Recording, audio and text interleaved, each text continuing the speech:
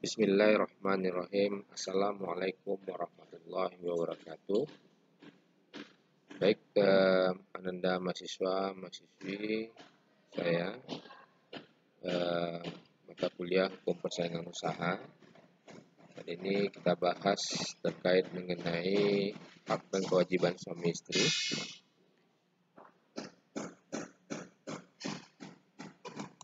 Baik, saya mulai dari pendahuluan bahwa dalam perumusannya undang-undang tentang perkawinan ini banyak didasarkan atas pandangan ulama atau ulama klasik yang cara pandangnya ini bercorak pada patriarkis, salah satunya Ibnu Hazm yang berpendapat bahwasanya memberi nafkah merupakan sebuah kewajiban sejak terjalinnya akad nikah yang disesuaikan dengan keadaan yang dan kesanggupan suami.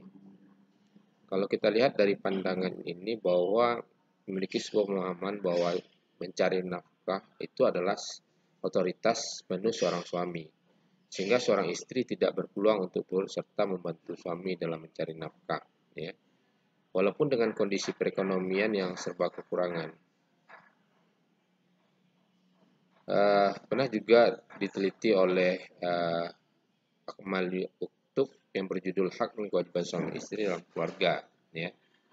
Studi pemikirannya terkait mengenai pemikiran Syekh Muhammad Ali As-Sabuni dalam kitab Az-Zahwal Islami Al-Muwakir, ya, Sa'ada wa Hasanah.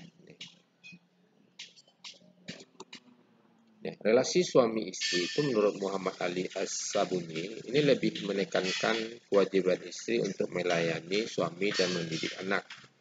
Dia padahal istri pun berhak menikmati hubungan seksual, mendapati suaminya berhias, berdandan untuknya dan menggunakan hak publiknya, gitu ya, hanya untuk belajar pengetahuan dan mengamalkan ilmu, dan hak untuk bekerja di luar apabila ia membutuhkan atau pekerjaan itu membutuhkannya. Jadi selama norma-norma agama yang susila tetap dipelihara, sedangkan mendidik anak merupakan suatu kewajiban bersama.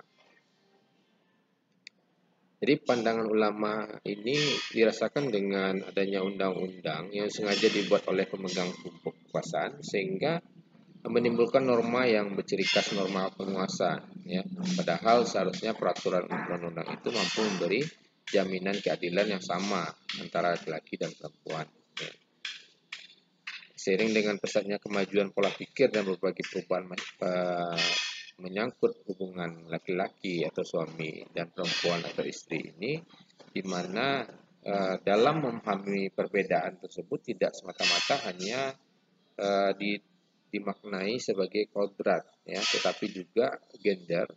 Maka aturan-aturan yang menyangkut dengan hubungan antara laki-laki dan perempuan ini diatur dalam Undang-Undang Nomor 1 Tahun 1974 tentang perkawinan. Ini patut untuk dikaji lebih dalam karena masih dianggap bias atau gendernya, gitu ya. Ini hak dan kewajiban suami istri itu tertuang dalam bab keempat, ya, pasal 30 sampai dengan pasal 34 Undang-Undang Perkawinan.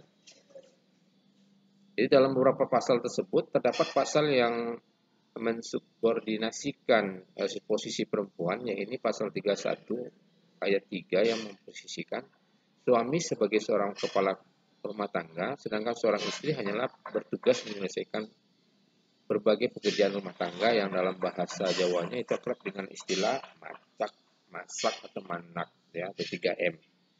Tidak berbeda dengan apa yang dimaksud dalam pasal 34 mulai dari ayat 1, 2, dan 3, ya.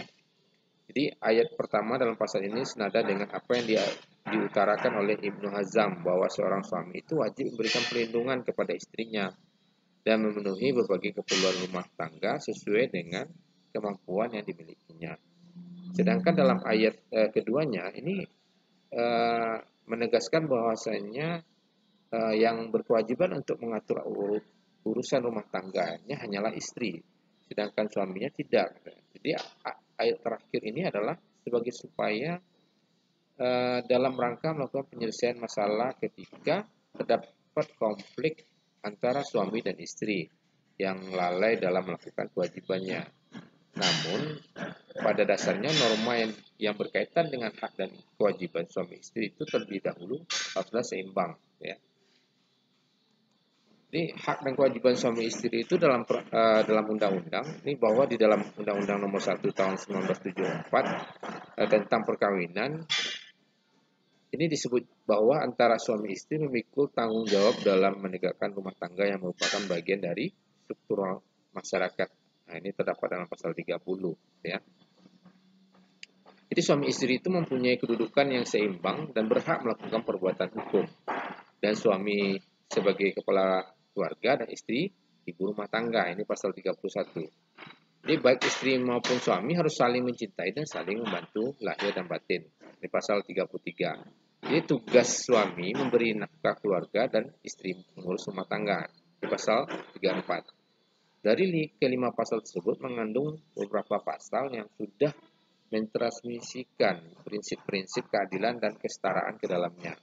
Namun sebagai besar dalam pengaturan mengenai hak dan kewajiban, ya, suami istri masih terdapat banyak hal dalam pasal ini yang menurut saya bahwa gender diantaranya pasal 31 ayat 3 dan pasal 34 ayat 1 dan pasal 34 ayat 2, ya.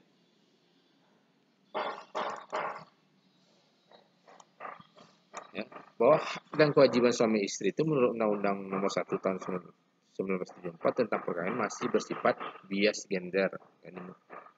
Jadi apa bias gender ini? Dalam Undang-Undang Perkawinan ini disebut juga dari 3 faktor. Pertama, salah satu konstruksi yang digunakan dalam penyusunan undang-undang ini adalah fikih klasik yang secara kontekstual sudah lagi tidak relevan, ya, kondisi saat ini. Kedua, latar belakang sosial-kultural para legislator ini memprakarsai penyusunan dan perancangan undang-undang. Jadi cenderung ini patriarkis, ya. Dalam pengaturan mengenai hak dan kewajiban suami istri ini terjadi inkonsistensi, ini, ya, antara beberapa pasal, diantaranya ada pasal 31 ayat 1 yang menyebutkan bahwanya posisi suami dan istri seimbang. Hal ini berbeda dengan hal yang tertera dalam pasal 31 ayat 3 bahwa suami sebagai kepala rumah tangga sedang istri sebagai ibu rumah tangga.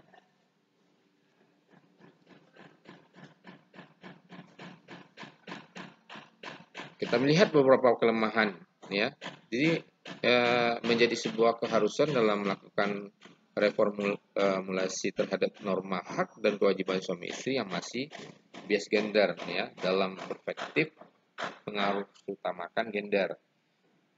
Jadi mengharuskan semua produk kebijakan baik dalam wilayah pusat ataupun daerah untuk mentransmisikan nilai kesetaraan dan keadilan antara laki-laki dan perempuan ke dalamnya. Jadi perspektif ini mengharuskan pengaturan mengenai hak dan kewajiban suami istri dalam undang-undang perkawinan secara rata-ratanya mempersoalkan identitas atau biologis, ya. Jadi kalau kita lihat kepemimpinan suami dalam rumah tangga, ini membuat posisi suami menjadi otonom, ya, atau menjadi pihak yang paling otoritatif dalam menentukan keputusan dalam rumah tangga. Jadi hal ini tidak jarang membuat suami melakukan perbuatan sewenang-wenang terhadap istrinya. Jadi sehingga terjadi kekerasan dalam rumah tangga atau kita sebut dengan KDRT. Ya. Jadi kepemimpinan dalam rumah tangga ini dapat terbantahkan oleh beberapa realitas yang membuktikan bahwanya seorang istri pun dapat menjadi tulang punggung keluarga, ya. Dikarenakan suaminya tidak mampu untuk bekerja, hal ini pun agak timpang, ya, pengaturan kepemimpinan dalam rumah tangga ini untuk dihapus, ya. Namun waktu ini kepemimpinan dalam rumah tangga ini sesuai dengan kondisi sosial, kultural, dan wilayah ini masing-masing.